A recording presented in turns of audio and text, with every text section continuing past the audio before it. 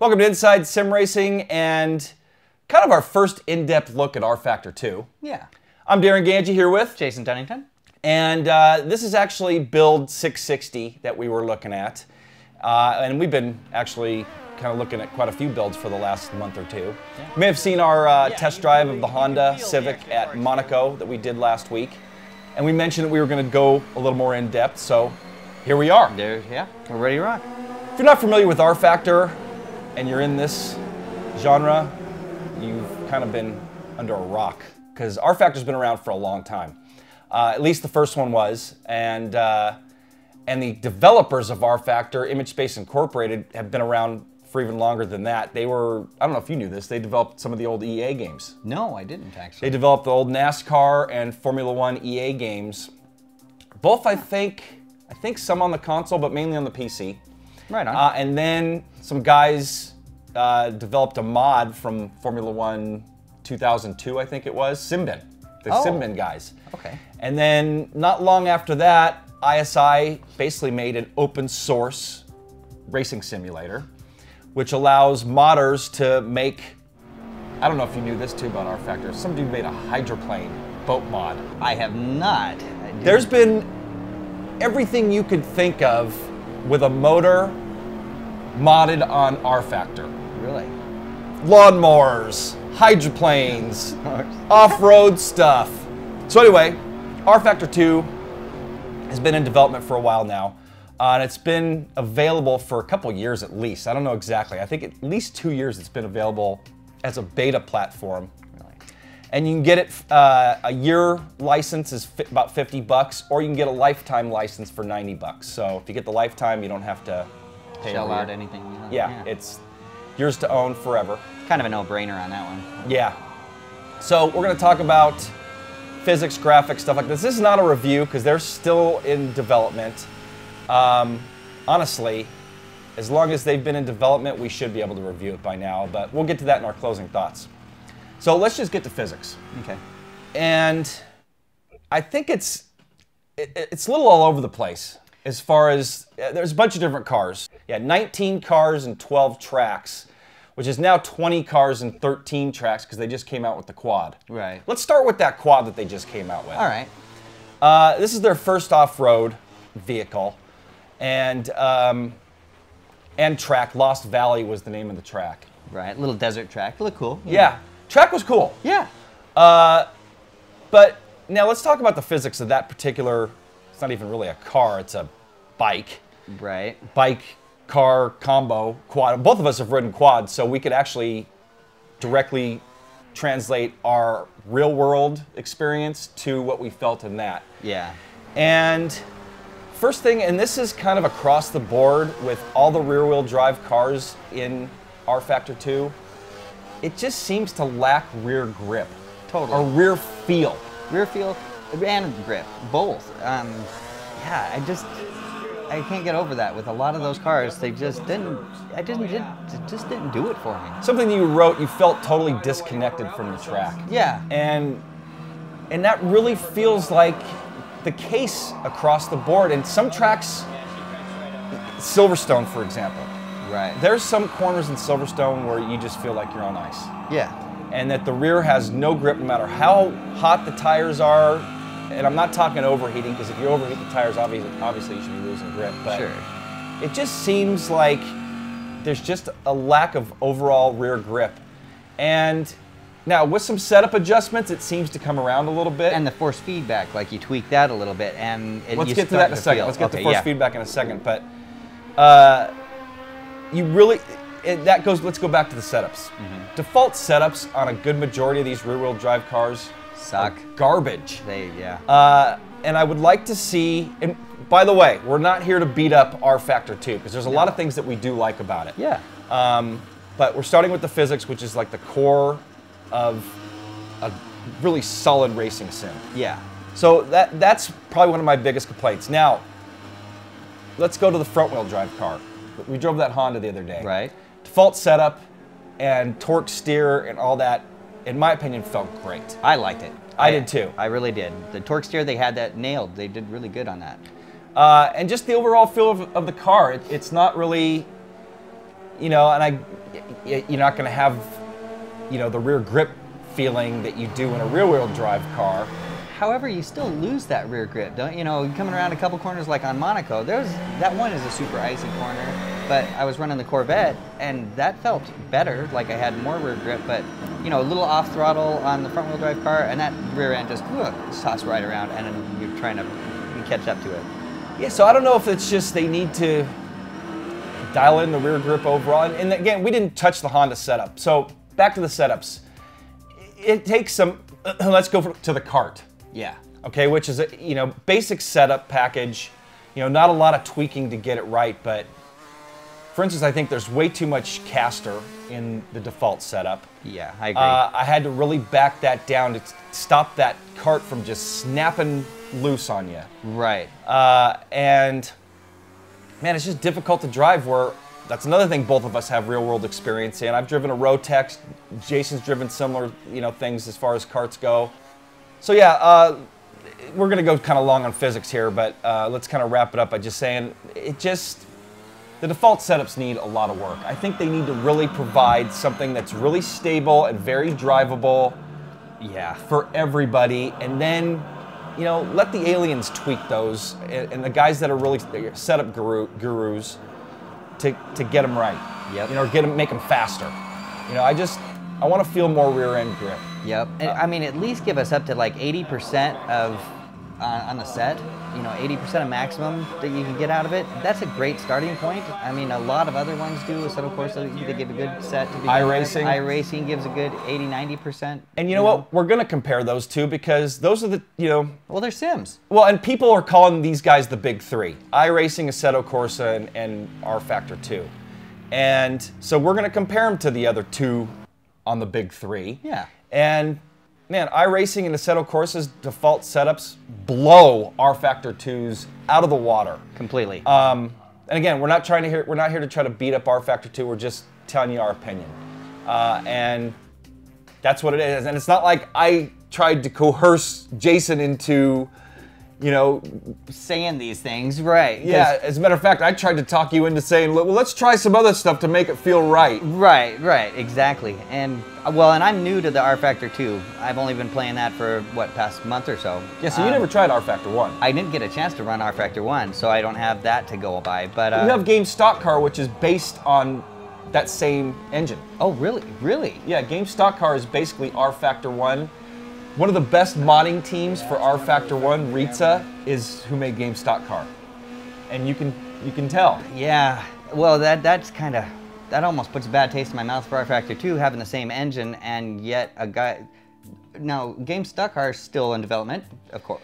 Well, are they almost on the? No, it's a finished title, and they just keep adding. They just changed it to Game Stockcar Extreme. Actually, I'd put them in the top of the big guys. I was thinking that when you started naming the three, I was thinking, well, wait, what about 4 or 5? Because Project Cars, I haven't touched that yet, but I hear that's you know, it's still in development, so we can't.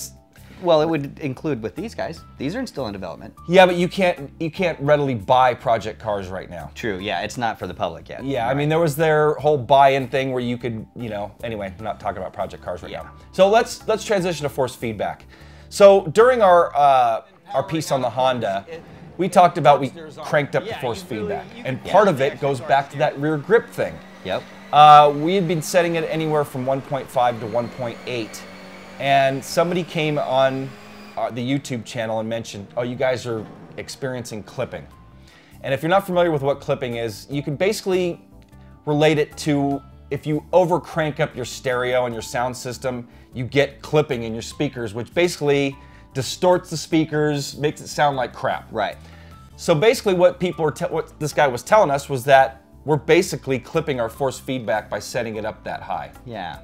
And there's a setup in your player folder under the controller INI that allows you max steering force or something like that. I'll put a link to there's a guy that did a whole write-up on getting your force feedback dialed in the rFactor 2 forums, and we'll put it in the description here. But honestly, he's saying put the force feedback under 1 at like 0.75 and then add something to that multiplier, which was like 4%, which basically gets you more rear or low speed feel, like when you're going in slower corners and stuff like that. It helped a little bit, but I'm honestly still not getting enough feel through the wheel. Right. And maybe that's just because of the physics engine or the default setups. It's just not there for me. Yeah, I wouldn't say it's just you, because I had the same issue. I mean, under 1 or even at 1, I didn't have anything. And I have a G27, you're running the Thrustmaster. It's the same deal. It's not the force feedback of the wheel, it's the program that's given that. And I think it's fallen flat. Well, and let's talk about the kart, for instance. Yeah. We both driven karts, and there's no power steering in a kart. No, it's supposed to be rough. Yeah, so when you're turning it, I mean, you're basically turning the wheels. You got to manhandle that little bugger. Yeah. Yeah, and it's just, for me to get that feel on rFactor 2, I have to crank it up to like 1.7. Now, honestly, clipping or not, anything above 1.5 to 1. Feels good to me. I thought it felt fine. I thought we were going in a step in the right direction compared to hearing what he said, and I'm like, okay, well, what else did you adjust to make it come back? Because I also noticed by turning the caster was too high in that kart. By turning it down, it gave me more road feel and a better steer, or less road feel. I'm sorry, it just didn't snap loose on me as much, but I felt like the force feedback started to go away a little bit with less caster. That's true, very true. So, anyway, enough about physics and force feedback. Let's get to graphics. Another area that they continue to seem to improve, and we mentioned that there was a drawing issue with the shadows in the Honda thing that we did. Right. And I had shadows at high, not max. And so today we turned it to max. And honestly, before I had turned it to max, I was getting some really weird glitches. In the 590 build? Maybe even before that. Even before, okay. But now at the 660, we put it to max. Shadow drawing issue was gone. Right. And so was that weird block. I was getting like these giant black blocks. Yeah, I don't have any footage of it here, but it was wrong. So that's why I had to dial it down. Maybe it was my driver. I don't know, but it just wasn't working for me. So anyway, graphically, it looks pretty good. I'd say not that much of a step above, say, a game Stockcar, though. No. Or even rFactor 1. And comparing it to the other two we were talking about, iRacing and Assetto Corsa, rFactor 2 is still only using DX9. And I struggled, it wasn't working with my SLI card, my two 580s that I had, so I ended up upgrading to a GTX 780 Ti, and it runs a lot better with that. Yeah. But our blogger, William, did like a stress test.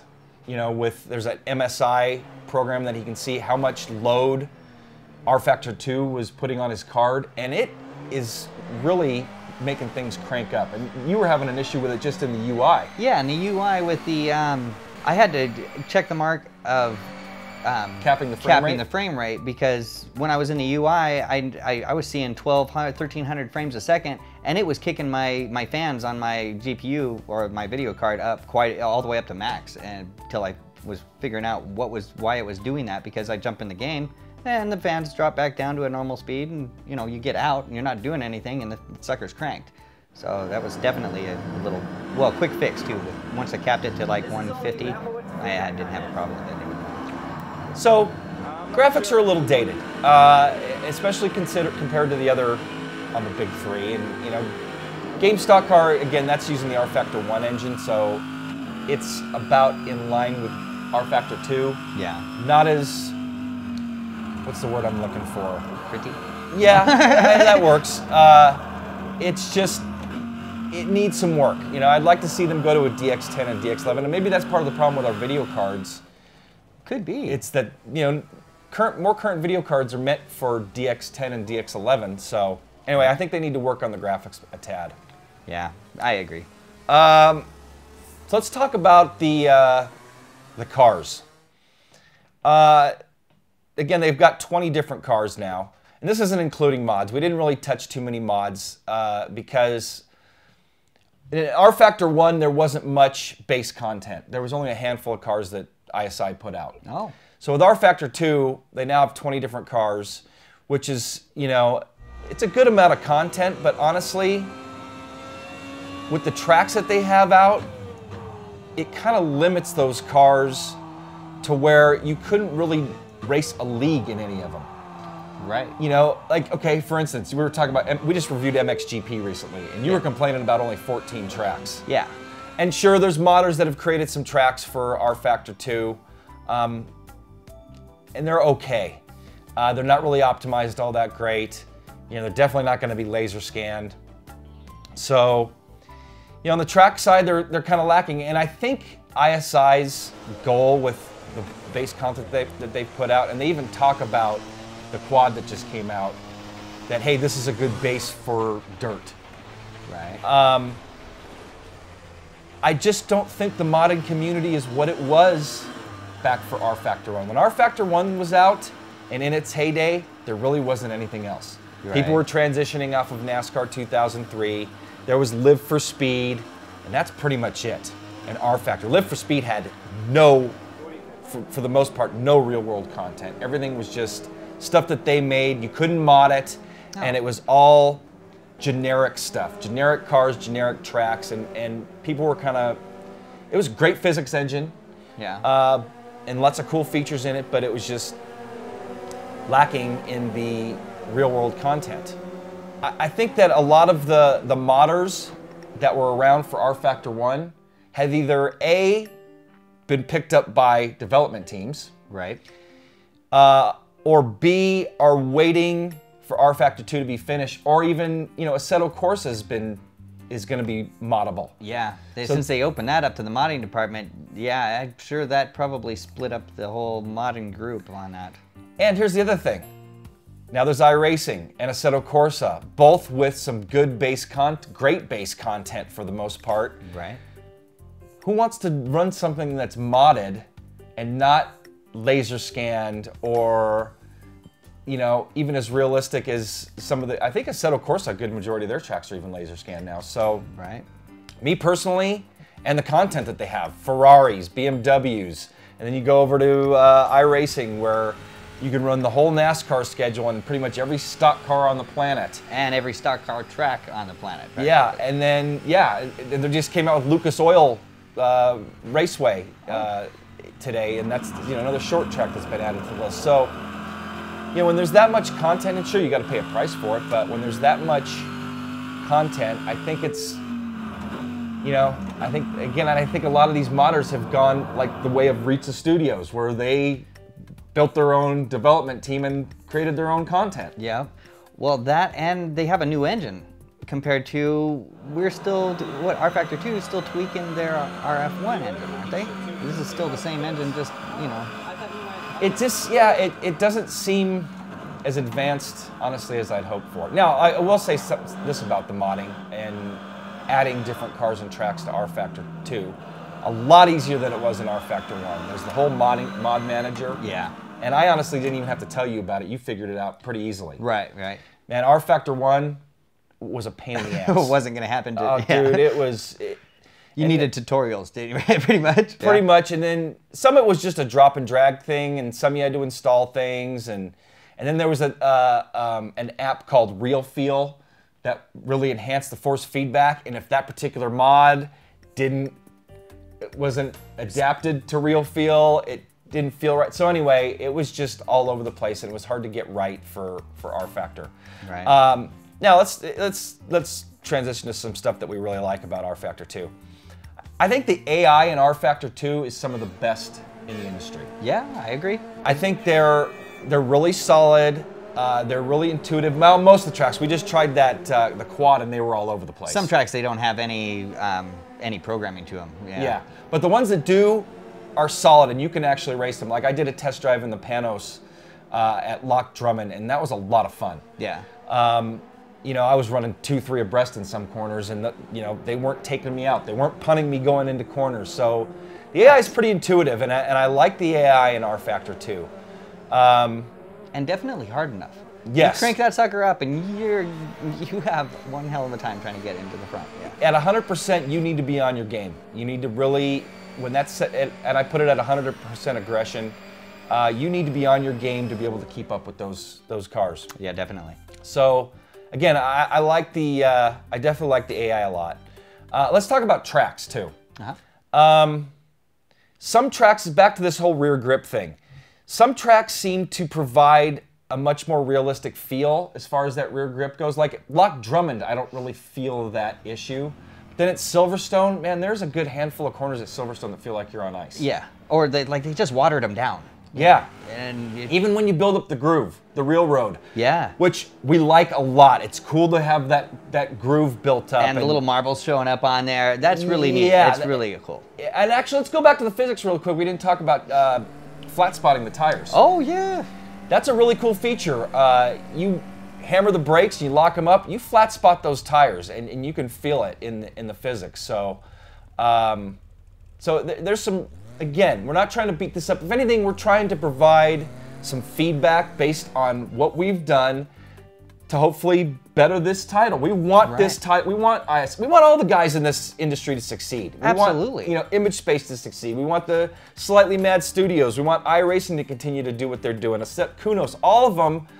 We're not trying to beat up on any of them. We want them all to be great. And we're just trying to give ideas maybe to the devs that they haven't been thinking about, because I know they got to be busy throwing. Unfortunately, weird with rFactor 2 that they are kind of spread out with how they're coming out with content. It's all over the place. But it would really be nice to have them, I'd like to see them focus on one series, honestly. And get that done. Yeah, so for instance, they just came out with the quad. First of all, why are you guys coming out with a bike?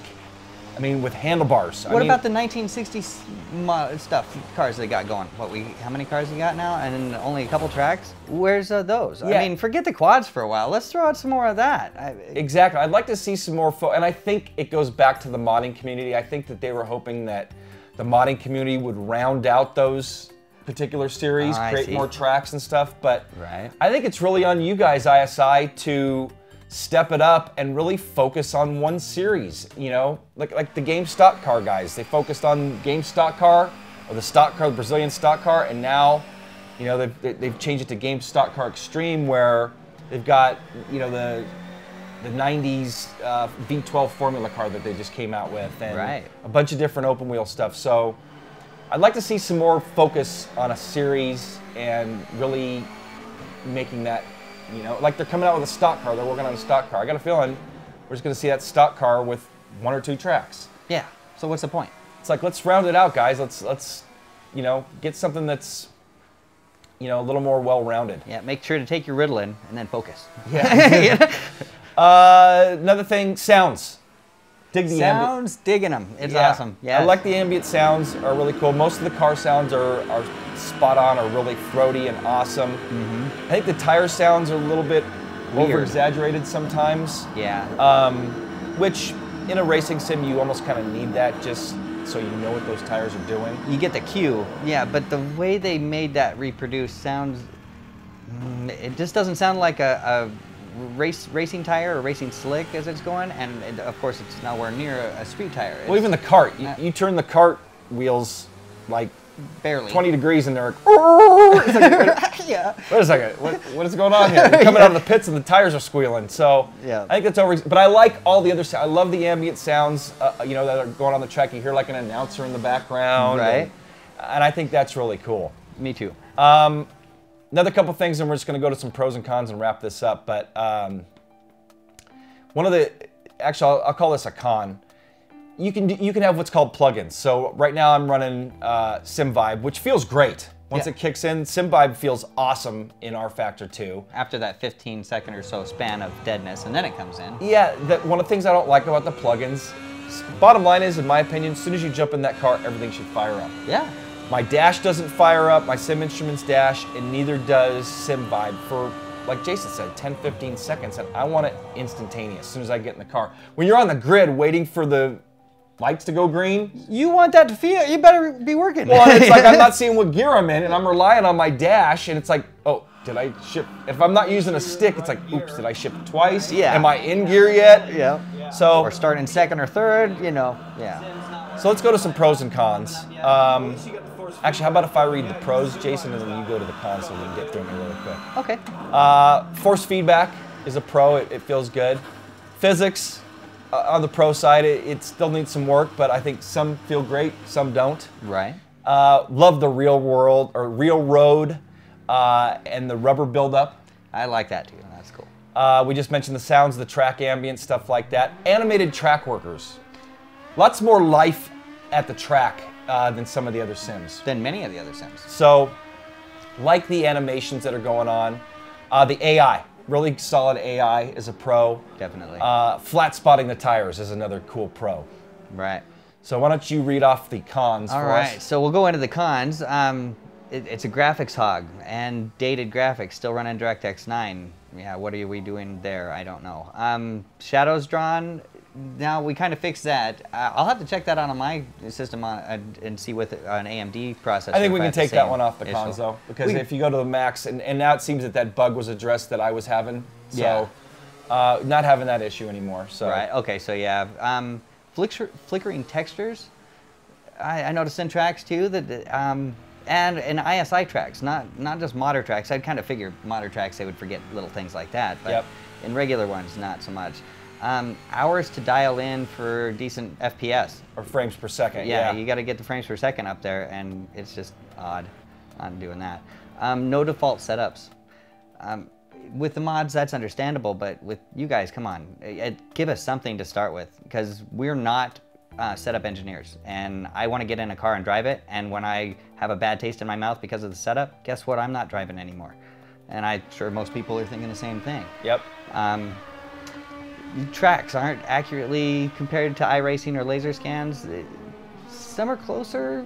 You know, they're getting there. And I think hopefully maybe they'll lean into that more laser scanning tracks. You know, it costs a lot of money. I just went to Turn 10 and they were talking about the cost to do Long Beach, and they farmed out their laser scanning to a company and saying it's really expensive. And I know iRacing, you know, invested a lot of money into they do their own laser scanning. They have their own equipment. But I know ISI is a small development team, so that's going to be tough for them, I think, to be able to match on the. And you know what? As much as I want the tracks to be realistic, let's just get into closing thoughts here, because we're going kind of long. But as much as I want as many, you know, the tracks to be as accurate as possible, I just want them to be fun to drive. You know, like the 1966 version of Monaco. Obviously, you can't laser scan a track that was 30, 40 years old. Yeah, exactly. Actually, that'd be almost 50 years old now that we're talking about it. But I just want it to be fun. And as long as, and I want a wide variety, and I want to see more focus on a particular series. Yeah. You know, like, let's have a whole series of 1966 tracks. Exactly. You know, 5 or 6 or 7 tracks to where you can get a decent league to go and run 7 tracks, and that would be fun.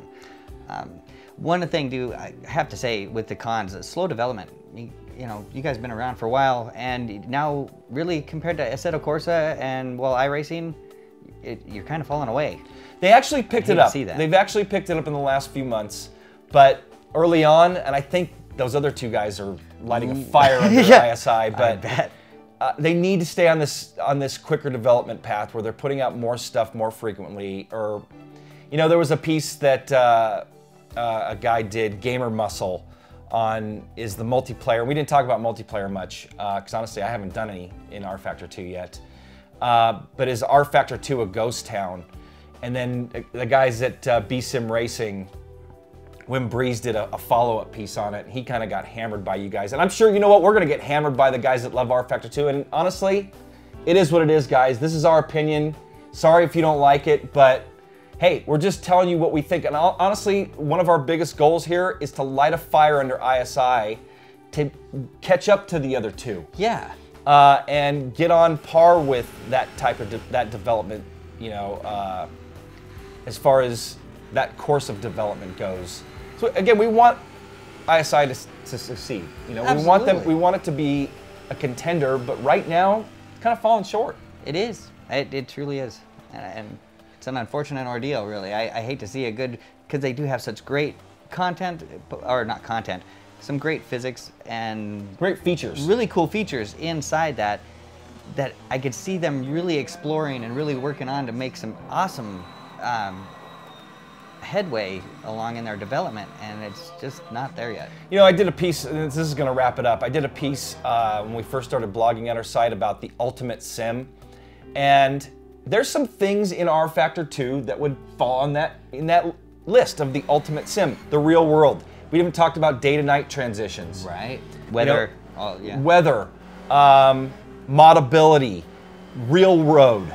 You know, that kind of stuff all would fall into the ultimate sim. But then a lot of the things that we complained about wouldn't even come close to making the list. Oh gosh, no. So, you know, I think they need to kind of round things out a little bit more, and hopefully, you know, again, we want you guys to succeed. We're really pulling for you, and you know, hopefully that'll come. We'll see what the future holds. Yeah, yeah. Hey, as long as you're putting out new builds, we'll still keep playing it for sure. Yep, and we'll still be doing test drives. So, yep. And honestly, let's go back to the last piece of content they just had. I don't like that quad. I would have liked to have seen a truck or a buggy, something that's more along the lines of a car off-road versus, I just didn't get a good feel for that quad. I just didn't understand the reason why you would come out with a quad to begin with. Yeah. That kind of, I understand, I like the dirt, but yeah, what? I want an off-road truck or a buggy or something like that. So anyway, right. Check us out at our website, isrtv.com. Daily blogs going on. Also, like us on Facebook, follow us on Twitter. We post those blogs over there too, so you can pick them up there if you have either one of those set up. For Jason Dunnington, I'm Darren Ganji. Hopefully you've enjoyed this. We'll see you guys next time. rFactor is get the drive through the paddock to get to pit lane. Get your lap started. Yeah, I think that's pretty on.